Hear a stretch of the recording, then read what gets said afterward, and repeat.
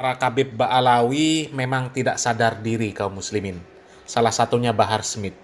Bahar Smith ini sudahlah nggak ada kontribusinya untuk Indonesia. Jadi penceramah pun penceramah ngawur. Merendahkan para ulama pribumi Indonesia. Dan yang terbaru, Bahar Smith ini malah menghina Presiden Prabowo Subianto kaum muslimin. Bahar Smith terang-terangan di hadapan jamaahnya menyebut bahwa Presiden Prabowo itu adalah seorang pengkhianat kaum muslimin.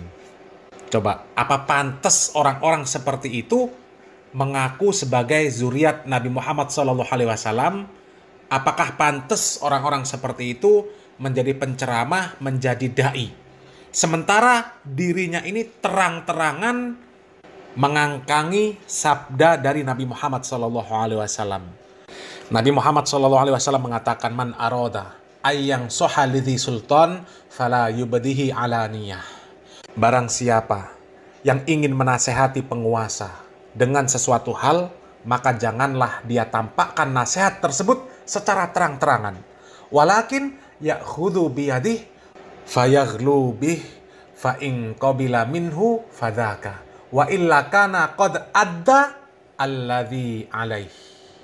Akan tetapi, ya, ambillah tangannya dan bicaralah empat mata dengannya. Jika nasihat tersebut diterima, itulah yang diharapkan. Tapi apabila tidak diterima, engkau sudah menunaikan apa yang dituntut darimu. Itu perintah Nabi Muhammad SAW. Tapi di dalam video ini, justru Bahar ini mengangkangi perintah Nabi Muhammad SAW. Justru dia mencaci maki pemimpin negeri ini kaum muslimin. Dan mencaci makinya di hadapan jamaahnya, menyebut bahwa pimpinan negeri ini adalah pengkhianat. Ya. Ini kan melanggar perintah dari Nabi Muhammad SAW. Coba kita lihat videonya kaum muslimin. Seorang mukmin tidak akan jatuh dalam lubang yang sama dua kali. Seorang mukmin tidak akan jatuh dua kali dalam lubang yang sama. Makanya kan aku udah bilang gitu, anak paling benci pengkhianat. Kalau anak udah dikhianati sekali, maka anak tidak akan memberikan celah untuk dia mengkhianati. Karena anak punya iman. Kalau ente udah tahu ada lubang, udah pernah masuk di lubang itu, terus ente masuk lagi di situ, masuk lagi di situ, masuk lagi di situ.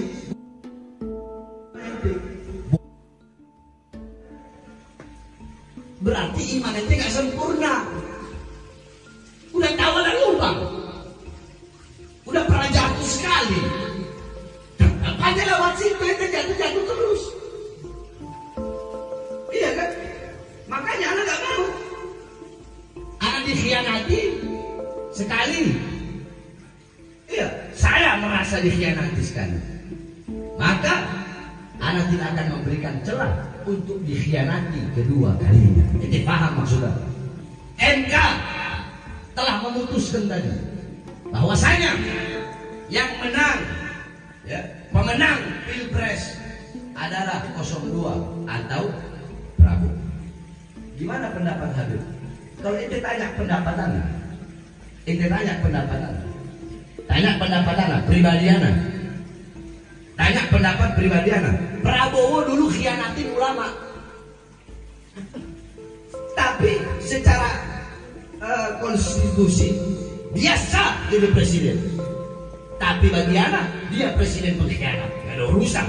Bagi saya, bagi yang lain nggak apa-apa. Dia presiden karena telah disahkan, mau apa lagi coba? Kita udah berjuang, betul? Kita udah berjuang, udah turun ke jalan, udah demo. Tapi mau gimana lagi? Mau nggak mau ya harus terima. Tapi tetap bagi Bahar bin Smith, saya cap dia pengkhianat. Gak ada urusan. Dan siapapun yang menjadi presiden, gak ada urusan. Jangankan Prabowo, Anies saya jadi presiden. Kalau nantinya melakukan kesuliman, mengeluarkan kebijakan-kebijakan yang menyengsarakan rakyat, anak lawan, apalagi Prabowo yang pernah mengkhianati para ulama. Gak ada urusan, gak ada urusan. Bahar bin Smith tidak ada urusan. Mahkamah Konstitusi telah mengesahkan. Oke, sah. Jadi presiden. Presidennya 01, presidennya 03. Tapi bagi Bahar bin Smith tetap dia seorang pengkhianat. Bagi Bahar bin Smith gak perlu yang diikuti. Bagi Bahar bin Smith. Anda udah bilang berkali-kali. Anda sering bawa hadis Rasulullah SAW. Wa iyyakum wal kadhib fa innal kadhiba yahdi ila fujur wa innal fujura yahdi ila nar. Awas, jangan kalian berlaku bohong, jangan berdusta, jangan curang. Karena kecurangan,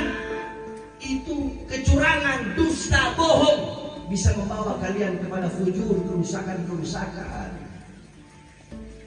Kerusakan bisa membawa kalian kepada nerakanya Allah Subhanahu wa Ta'ala. Tapi jangan sepenuhnya kita menyalahkan. Tetap introspeksi diri kita. Kenapa Allah kasih pemimpin seperti itu? Kenapa? Woi, pemimpin itu cerminan dari kita, rakyat. Apakah kita sudah benar sholat kita? Sudah benar puasa kita? Sudah benar ibadah kita? Kalau kamu pengen dapat pemimpin yang beriman, dapat pemimpin yang soleh, dapat pemimpin yang baik, maka kamu harus jadi rakyat yang soleh, rakyat yang baik, rakyat yang taat, rakyat yang patuh kepada Allah. Kalau kalian jadi rakyat yang patuh, rakyat yang taat atas kewajiban-kewajiban, rakyat yang tidak melanggar perintah Allah, pasti Allah kasih pemimpin yang baik. Loh, kenapa Indonesia kok Prabowo jadi presiden? Udah jelas-jelas curang. Ngaca diri. Kita terlalu banyak berbuat dosa, terlalu banyak berbuat maksiat. Kita bangsa Indonesia mayoritas muslim terbesar, tetapi maksiatnya juga terbesar, perbuatan dosanya juga terbesar. Lesbi di mana-mana, gay di mana-mana, mabuk di mana-mana, pelacuran di mana-mana. Pemimpin yang Allah berikan itu adalah cerminan dari perbuatan-perbuatan kita sebagai rakyat. Paham? Makanya Allah kasih pemimpin yang seperti itu ya karena perbuatan kita sendiri. Ngarep pemimpin yang soleh, ngarep pemimpin baik, kelakuan kita kayak Fir'aun. Gimana? Paham? Yang penting kita sudah berjuang. Menang kalah urusan belakangan. Kita berjuang tujuannya bukan untuk menang, betul? Betul. Kita berjuang untuk menyampaikan kebenaran. Kita berjuang untuk melawan kecurangan, untuk melawan kezaliman. Menang kalah urusan belakangan. Siapapun yang jadi presiden, perjuangan terus kita lanjutkan sampai titik darah penghabisan, saudara. Jadi nggak ada ngaruh. Mau Anies, mau Prabowo, mau Ganjar, nggak ada ngaruh buat saya. Siapapun presidennya, Bahar bin Smith tetap oposisi yang selalu berada di pihak rakyat untuk melawan kebijakan-kebijakan pemerintah dan pejabat yang menyengsarakan merugikan rakyat, apalagi pro pada asing. Lihat aja nanti ceramah saya nanti lebih jahat dari sebelum-sebelumnya. Toh kaum muslimin ya, jelas-jelas Bahar Smith mencaci Presiden Prabowo di majelisnya, di hadapan para jamaahnya. Coba kaum muslimin, padahal Bahar Smith sendiri mengakui bahwa pemimpin itu adalah cerminan rakyatnya. Bahar Smith memerintahkan kepada jamaahnya untuk bertakwa kepada Allah supaya lahir pemimpin yang bertakwa kepada Allah Subhanahu wa Ta'ala. Sementara dia sendiri terang-terangan melanggar perintah Nabi Muhammad SAW. Coba, bagaimana dia bisa menjadikan jamaahnya menjadi orang yang bertakwa supaya melahirkan pemimpin yang bertakwa, sementara dia sendiri terang-terangan mencaci pemerintah di hadapan masyarakat? Dan itu dilarang oleh Nabi Muhammad SAW. Dia terang-terangan melanggar perintah Nabi Muhammad SAW. Coba, ya. Apa untungnya Bahar Smith mencaci maki Presiden Prabowo? Ya, apa untungnya? Nggak ada untungnya. Memang sistem di negara kita ini memperbolehkan rakyat mengkritik pemerintah di hadapan umum, tapi dengan cara yang beradab. Ya, kalau secara syariat tidak boleh, tapi secara hukum undang-undang negara kita boleh, tapi dengan cara yang beradab, bukan dengan cara yang caci maki. Kalau menyebut presiden pengkhianat, untuk apa? Kalau memang salah dikritik, letaknya di mana kesalahannya. Ya, apalagi Pak Prabowo kan baru dilantik, belum ada kebijakan. Ya, kalau sudah ada kebijakan yang dikeluarkan oleh Presiden Prabowo, kemudian ternyata menyelisihi syariat Islam, maka nasihati dengan baik, kritik dengan baik, bukan dengan mencaci maki, pengkhianat. Untuk apa caci maki seperti itu? Nggak ada untungnya. Apakah tidak lebih baik justru mendoakan? Pak Prabowo sekarang sudah jadi presiden, dan ini adalah awal-awal beliau menjabat. Maka doakan, mudah-mudahan jabatan beliau ini, amanah yang diberikan kepada beliau ini, membawa kemaslahatan untuk umat Islam. Kan seperti itu. Ya. Al-Imam Fudail bin Iyad rahimahullah, beliau mengatakan, seandainya aku memiliki doa yang mustajab, aku akan tujukan doa tersebut kepada pemimpinku, untuk pemimpinku. Kemudian beliau ditanya, ya, kenapa seperti itu? Maka Al-Imam Fudail bin Iyad menjawab, ya, apabila aku tujukan doa tersebut pada diriku sendiri, maka itu hanya bermanfaat untuk aku, untuk diriku sendiri. Tapi apabila doa tersebut kutujukan untuk pemimpinku, maka rakyat dan negara akan menjadi baik. Jadi daripada mencaci maki di majelis-majelis, mendoakan itu lebih baik, Bahar Smith. Ya. Dan sekali lagi, boleh mengkritik pemerintah, tapi dengan cara yang baik. Bukan dengan berteriak-teriak, mencaci maki, demonstrasi. Bukan seperti itu. Kalau yang seperti itu dilakukan oleh orang-orang yang mereka tidak punya basis agama, bukan da'i, bukan penceramah, bukan orang yang dianggap ulama, itu wajar. Karena mereka tidak mengenal syariat Islam. Tapi seorang penceramah, seorang da'i, apalagi ngaku cucu Nabi, harusnya kan memberikan contoh yang baik. Begini loh di dalam aturan Islam. Menasehati pemimpin itu yang seperti ini caranya. Bukan dengan cara demonstrasi, mencaci maki di mimbar-mimbar. Bukan seperti itu. Kalau yang seperti itu dilakukan oleh orang-orang yang nggak ngerti agama, ya wajar. Misal dilakukan oleh para kritikus. Ya misal ini ya, Rocky Gerung menyebutkan misal presidennya dungu, bodoh, tolol, dan lain sebagainya dengan perkataan-perkataan yang kasar. Ya itu wajar. Karena memang dia bukan ulama, bukan orang yang ngerti agama, bukan orang yang ngerti tatanan syariat Islam yang benar. Jadi tugas orang-orang yang katanya da'i, katanya ulama, justru membimbing orang-orang seperti ini supaya menasehati pemerintah dengan cara yang benar. Jangan malah ikut-ikutan. Ini malah ikut-ikutan, nyebut Prabowo, pengkhianat dan lain sebagainya. Ya Allah, parah. Ya. Dan coba kaum muslimin ya, kita simak nasihat dari salah satu asatidz salafi, Ustadz Abu Yahya Badrus Salam Hafizahullah Ta'ala. Ya, di mana di sini beliau menjelaskan kaum muslimin bagaimana cara menyikapi pemimpin. Ya. Beliau mengutip perkataan salah seorang ulama kaum muslimin bahwasanya tanda ahlu sunnah wal jamaah itu adalah mendoakan pemimpin, mendoakan penguasa dengan doa-doa kebaikan.